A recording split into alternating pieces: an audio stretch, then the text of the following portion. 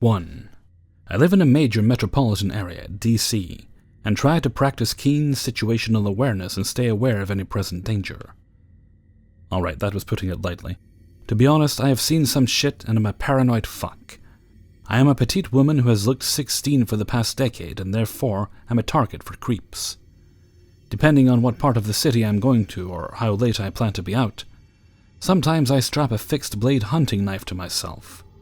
I conceal it under my pants or boot in the winter, and in the summer I either strap it to my arm or around my waist, neither of which are very comfortable. It was raining that night. I was wearing an oversized retro windbreaker I had just found at the thrift store, and the knife was in my purse. The humid DC summer made my skin sticky, and the thought of having a sheath around my arm was very unappealing. I go onto the metro towards home, but the conductor announced that the train was going to go out of service on the stop before mine. One of my buddies lives 2 blocks away from that metro stop, so I just texted him seeing if he wanted me to stop by and smoke him up. He responded saying he would be on his balcony and I could stop by and yell for him to let me into the building whenever. On the train, I usually listen to music, read, crochet, or stare out the window with regular intervals of casing the train for any sketchy shit. Once in a blue moon, people get robbed on the metro, and if I see packs of teens or people moving up and down the aisle without sitting down, I pack up my shit and tuck my bag underneath myself. It was right before rush hour and the train was fairly full. I didn't see anything unusual until I noticed a guy that looked sort of out of place, sitting across the aisle facing me. DC has people from all over, and people rarely if ever stand out to me as looking conspicuous or unusual, but something about this guy triggered my spidey senses. This guy was super skinny, had greasy dark hair, and looked sort of Eastern European or Eurasian. He was wearing a purple button-down with tight pants and kept talking on the phone while checking another phone in his lap. I speak Russian and know some Spanish and can get the gist of similar languages. I could tell he was speaking Italian and describing a small female with brown hair and a jacket. He also kept saying sola, which really got my attention. Solo and sola means alone in many languages. I got really anxious at that point, and my heart pounded harder every time he looked over at me. Best case scenario, he was just some slimy dude describing me to his friends. But life is too short to count on the best case scenario. I put my bag on my lap and discreetly strapped the knife to my arm underneath the baggy sleeve of my jacket just in case. I texted my friend to see if he could meet me at his metro station, so that I wouldn't have to walk by myself. However, the reception in the rain was bad and I didn't notice that the text didn't go through. The train arrived at my stop, and I tried to wait until the very last second to get off so he couldn't follow me. The doors closed a second or two right behind me, but he was a skinny dude and managed to slip through them. I started picking up the pace and tried to get lost in the crowd on the way to pay my fare. Once I paid, I started booking it to my friend's place without running so fast as to make myself more visible. I turned around and saw that no one was behind me, but wouldn't relax until I was at my friend's apartment. There was a big, burly guy who lived near my friend's building who would blast 80s jams and work out on his porch every evening. I prayed that he would be out there by the time I passed his house so that I could chill there for a second and call my friend. I walked by his house, but he wasn't there. I heard footsteps behind me and turned around. As I feared, it was Purple Shirt Guy, gaining on me. I started running, and in my panic didn't notice that a car was stopped in the middle of the road a few feet ahead of me, with the side door wide open. The guy caught up to me and lunged with his hands around my waist. He was surprisingly strong for such a thin guy. In one of what is probably the most crucial decisions of my life, I pulled the knife out and just stabbed wherever I could, flailing to get free. I heard fabric rip. The serrated knife had gotten caught on his shirt. I used the leverage of him gripping me to actually aim this time, and got the knife under his button-down and just pushed it in as hard as I could. I had never been more aware of how fundamentally defenseless I am than that moment. I couldn't even scream or make a sound at all. It was like I had gone completely mute or had been holding my breath or something. I have no idea how deeply I cut him or how injured he was, and honestly don't really care. He dropped me for a second and I ran across the street, almost getting hit by a passing car, up to my friend's apartment. I noticed an empty cop car sitting next to my friend's building and got incredibly paranoid. At the time, and probably still, my instinct was the police would care more about me having a knife on me than almost getting kidnapped. My friend buzzed me into his building and I went inside the unlocked door, going straight to his bathroom without saying hello. I washed my knife and the scrapes I had gotten in the struggle. I looked at myself in the mirror and for some reason decided to not tell my friend what had happened. I sat with him on his balcony and hung out and laughed as if nothing went down. I can't tell if it was shock or just being desensitized from the city, but to this day I only occasionally have moments where I realize the gravity of what happened. I hope writing it out will help me wake up. To the psycho in the purple button-down, I'm not sorry I stabbed you, and let's not meet. 2. So for background, at the time of the incident I was a sophomore in high school. I am female and pretty small, but I am very athletic and extremely sarcastic, so I like to think people won't fuck with me. At the school I attended, you had to take gym for 2 years. It was dumb, but everyone had to do it, and for the most part we would take gym our freshman and sophomore year, so it was highly unusual when an upperclassman was in a gym class. The creeper, let's call him Jimmy, was a senior in our class and thought he was such hot shit because he was a big bad senior, and he was so much more experienced than the rest of us. I didn't like him very much, but gym class was pretty fun. All of my friends were in the class, so I just wanted to have fun and do kid stuff, chat with friends and whatnot. I never let on that I got a weird vibe from him because I didn't want to spoil the flow. He would always try to talk to me and make weird flirty comments. I was pretty tomboyish, so I wasn't into boys yet. This went on for a few weeks, and when he would try to hang out, I would always say no. My friends would tell me that he was always asking about me, but I would play it off. He wouldn't take no for an answer. I was getting pretty annoyed and pissed off. I should also tell you guys that I am one of those people where I don't get emotional. I bottle everything up, and when someone pisses me off enough, I can be quite explosive. Anyways, I told him to leave me alone, but he would joke that one day I would see that he just really liked me, and that it was all super romantic. Towards the middle of the year, right before the new semester starts and everyone's schedule gets shifted around, I was at home after school. It was getting pretty late and the sun had already gone down. Sorry, I don't have exact times, it was a few years ago. I started getting weird messages in my phone and I didn't recognize the number. They read something like, "Hey, I want to see you," or something like that. I asked who it is and the number replied Jimmy. I have no idea how he had gotten my number, but now I am really pissed he just wouldn't leave me alone. I get more texts and tell him that he better stop or I'll tell my 2 older brothers about him. They are very protective. I didn't get any more texts that night. A little later I go into my room to go to bed, and my room is at the front of the house with the window street level. If I were to leave my blinds open, you could see in standing on the sidewalk. I was getting ready for bed, blinds closed, when I hear this car outside on the street honking like crazy. I opened my blinds and the car was facing my window with the high beams on. To give you a visual, to have the headlights facing my window, you would have to be parked perpendicular to the way the road goes. So this person knew which window was mine and was trying to flash their lights into my room. I knew it was Jimmy because I knew what kind of car he drove. I yelled for my brothers and they ran outside. When Jimmy saw them, he took off. To say that I was angry would be a massive understatement. Like I told you before, once you push me over the edge, there is no going back. Jimmy messaged me and said he just wanted to see me. My enraged brain couldn't think of a response, so I ignored him. Until the next day in gym class. I saw him and I marched right up to him. He turned, smirked at me and opened his mouth to speak. He didn't get to say whatever smart-ass thing he was thinking, because I kicked him in the nuts so hard his face turned purple and he collapsed to the ground. I turned to the coach and said I would accept whatever punishment came my way, but if I was getting punished, so was Jimmy. Then I told the coach everything that happened, all while Jimmy was still gasping on the ground. The coach yelled at someone to get security. I also told the campus cop everything, and Jimmy didn't deny anything. He had to put ice on his balls when he went to the administration building. I thought I was going to get suspended, but nothing even happened about what I did. Jimmy did get transferred to another class for the remainder of the semester, though, and I didn't speak to him again. Turns out everyone was creeped out by the way he acted around me, but no one knew what to do about it. I found out later he had gotten my address from a friend of mine who lived down the street from me. He apologized profusely about letting Jimmy know where I live and which room was mine. I guess Jimmy made it seem like he was going to ask me to the prom in some 80s movie fashion. I love 80s movies, and pretty much everyone who knows me is aware of that. I wasn't angry at my friend, we were all so young. But I don't regret my actions, he needed to be put in his place. So Jimmy, let's never meet again. 3.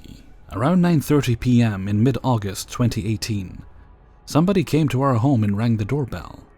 I ignored it at first because I try not to answer for solicitors, but this person knocked on the door, so I got up to see who it was. Side note, I was hesitant to answer the door, but at the time of this incident our parents were having their basement finished and the workers were obnoxiously notorious for working until 9 to 10 p.m. and or leaving their tools in the basement and then showing up late in the day to retrieve them, so it wasn't completely abnormal to have people show up around this time of day. Anyway, upon answering the door, a man was standing there, seemingly somewhat standoffish, which threw me off. He wasn't particularly big or scary, skinny, 5'7"-ish, jacket, jeans, baseball cap, but he did not look like any of the basement workers I had seen entering and exiting the house during this time period. He then said hi, proceeded to ask me if I knew Manny O'Brien, though the first 2 times he said it, I thought he was asking Manny or Brian. I said I did not know anybody by that name and they did not live here, but he repeated the question again, and I insisted I still did not know anyone by those names. He then asked, "Do you know the names of your neighbors? Do you know his name?" and pointed to the house just east of ours. This really stood out to me as suspicious for a few reasons. Number 1, I work in the field of domestic violence, so creepy stalker behaviors are something I am constantly analyzing, which is what my initial reaction was given the weirdness of the interaction. And number 2, even if he was legit, who comes looking for their buddies at 9:30 p.m. on a weekday, not knowing where they live? After a second I said I did not know the neighbors well, but the house he pointed at was owned by someone not named Manny O'Brien. He then asked about the neighbors west of us, and I said that I was unsure about any of their names. He then asked if I was sure I didn't know anybody that worked for, I can't remember the company he said, and then proceeded to say that he met a Manny O'Brien on Halloween of 2017, when he was taking his daughter trick-or-treating and he wanted to connect with him again. That statement wasn't sitting right with me, as this all felt sort of déjà vu-esque. But I said I couldn't help him, and maybe he should ask the neighbors since nobody by that name lives here. He then thanked me and walked away. After he left, I went and sat at the kitchen table and just kind of pondered about the dude at the door and why it wasn't sitting right with me. After a few minutes of thinking, it clicked in my head that someone approaching our house and asking, "Do you know the names of your neighbors?" had actually occurred on Halloween night of 2017. Flashback to Halloween 2017. I was trading off answering the door with my mother and my youngest sister, Kate. In the middle of the trick-or-treater knocks was a man who approached our home, knocked on our door and asked, "Do you know the names of your neighbors?" and was trying to get basic info about them. I found this odd at the time because Kate and I had answered the door and we were tripped out by the fact that this random man is inquiring about the names of our neighbors on Halloween.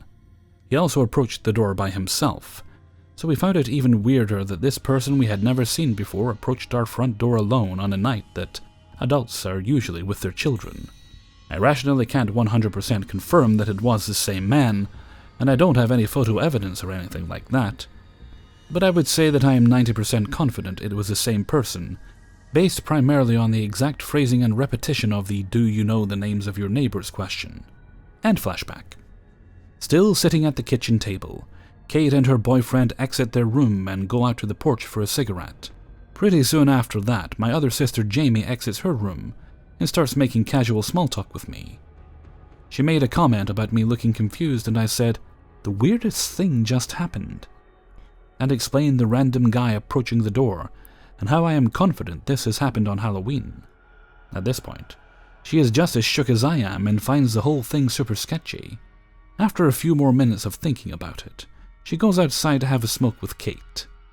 About 1 or 2 minutes after she went outside, she sends me a text that Kate not only remembers the Halloween incident, but that Kate is also confident she has interacted with someone like this in between Halloween 2017 and August 2018.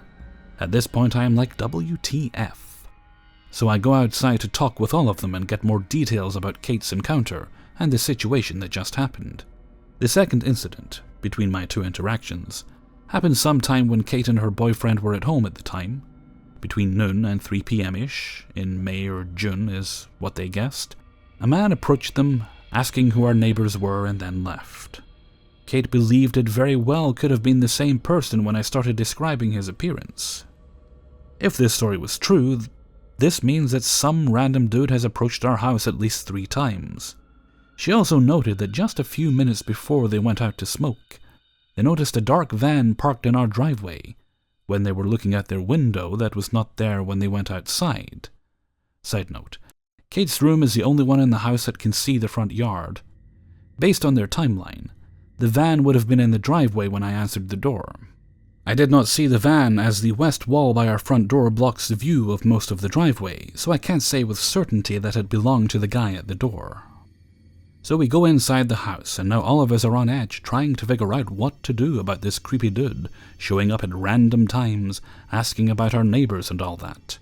As I said earlier, my initial thought was that this dude was trying to stalk someone in the neighborhood, so we started chatting about that. All of us seemed alarmed by how fake the name of Manny O'Brien sounded, so we kept going on about how there is no way that's a real person on our street. Even if this random guy was being truthful, why would he meet someone on Halloween night and then decide 10 months later at 9:30 p.m. that it was the perfect time to have a second friend date? On top of that, the guy came to our house on Halloween night asking about the names of our neighbors as if he was looking for someone. Not as if he randomly ran into someone and made a new acquaintance. It makes no sense. My sisters then threw out the idea that someone was maybe trying to case our house to burglarize it, since he kept showing up at random times of day, which stressed us all out. Our parents were expected to be out of the country in a few days for several weeks for their anniversary, and there was no way in hell any of us wanted to be responsible for the house being burglarized while they were away. We then started trying to decide if this was something worth calling the cops over. As we were talking, our mom texted me asking why we were being so loud in the kitchen area. I just said the weirdest thing happened, and then asked if she remembered the guy on Halloween that was asking about our neighbors. She sort of remembered, but not really. So I told her I would explain in the morning so she could get back to sleep. The next morning I texted my mom and explained why we were all being so hyped in the kitchen. When I mentioned the idea of someone possibly casing the house, she was rightly super stressed and freaked out about the whole thing, noting that she was bothered about all of these incidents. I figured that it would probably be the best to call the cops and at least report the incident. Unfortunately, not much came out of calling the cops. The detective I spoke with was nice and said incidents like this had happened a few years back in our neighborhood, but nothing major ever came from them, so we shouldn't be too alarmed.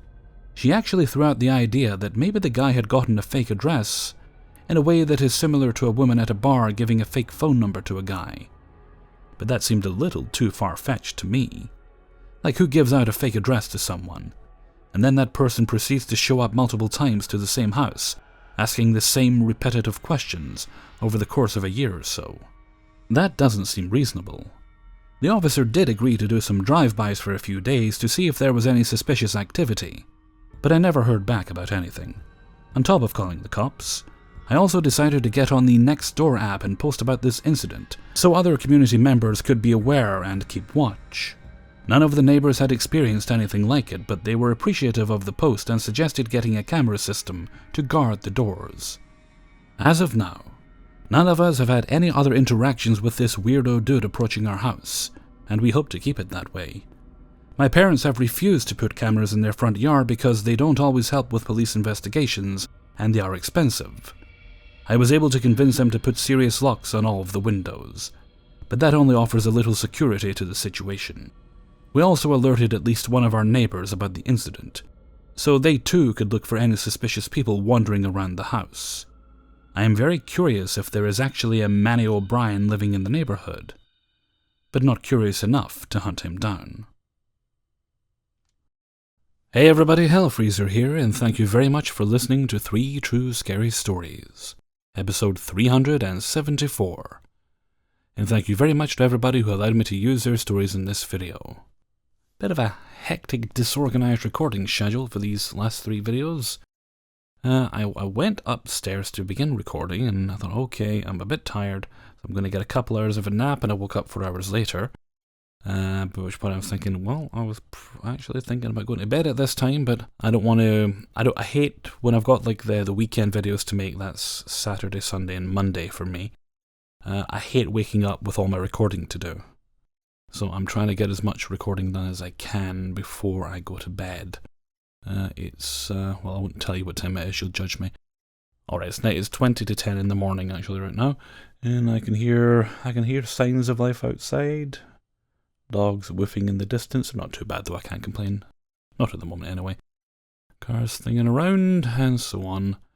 Well, that's one video down so far. I tend to record these in reverse order.